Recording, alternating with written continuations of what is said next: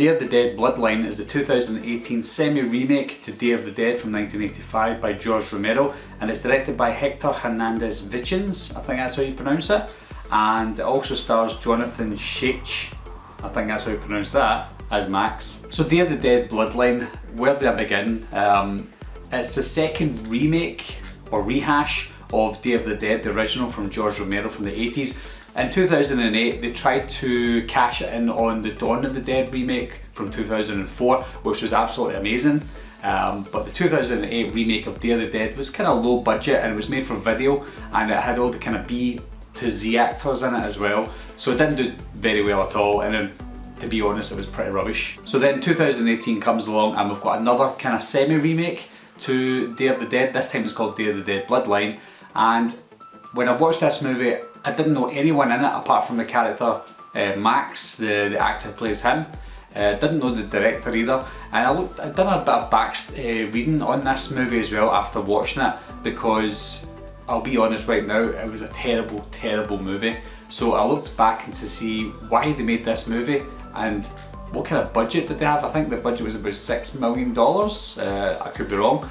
But the writers, the producers, the directors, they all wanted to do George Romero justice and do a proper remake of Day of the Dead, because the 2008 one didn't do it justice apparently. Looking back now, I think Day of the Dead 2008 is a masterpiece compared to this movie. Straight from the off, I hated everyone in this film. It looked like a low budget student movie, to be honest. The acting in it was very, very off. Again, Max was the only decent actor and well-known actor out of everyone else.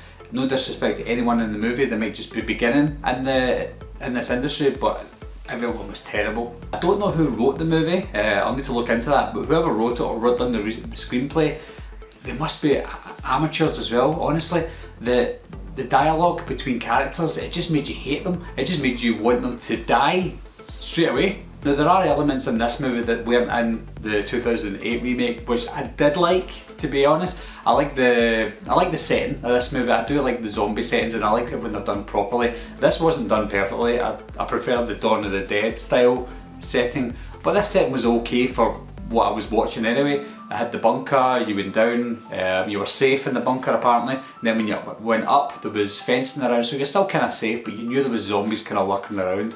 In this movie they don't call them zombies, they call them rotters, just another word that they've brought in just to not say the word zombie for some reason. Now like I said, I can't comment on any of the actors because I don't know any of them, and I'll just say right now, all the actors were terrible. There wasn't one standout actor in this movie at all, apart from Max. Max was a bit creepy at the beginning.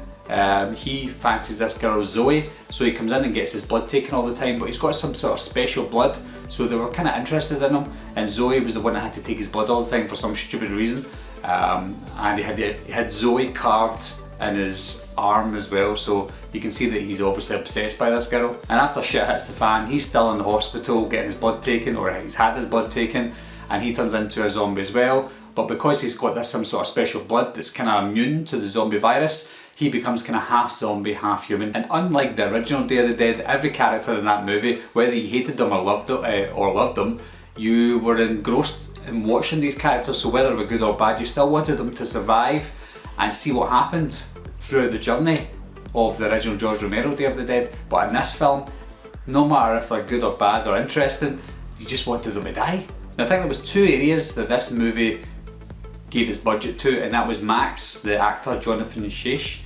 I think they gave most of the money to him because he was the only decent actor, and the special effects in Gore was actually okay, to be honest. Now this is when I get to my positives for this film, apart from Max, is the special effects / Gore. A lot of it was pretty realistic looking.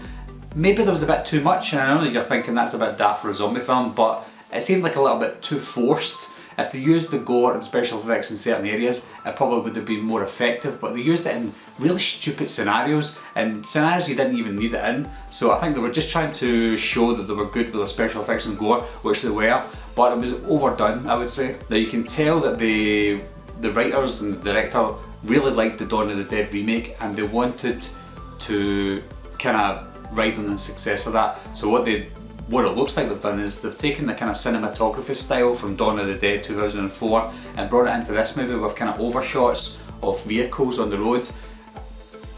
those shorts were okay. To be fair, they were okay, but they were basically copycat and mimicking Dawn of the Dead remake. Now there was a very cringy scene in this film, and it involved 4 or 5 characters in a vehicle in the Hummer, and they're travelling, and to make the audience care about these characters, they were talking to each other about what they miss most about the real world before the zombies hit, and that was a kind of, again, another copy from Dawn of the Dead 2004. Only in 2004 one you've got the characters who are really good actors.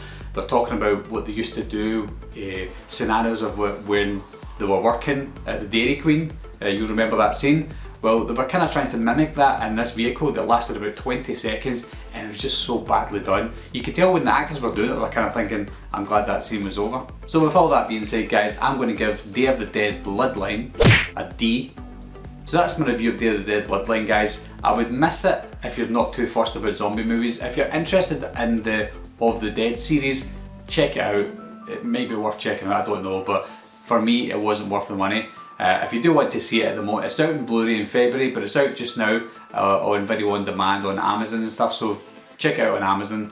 Purchase it, rent it if you must, but I would maybe wait a little while until it's on TV.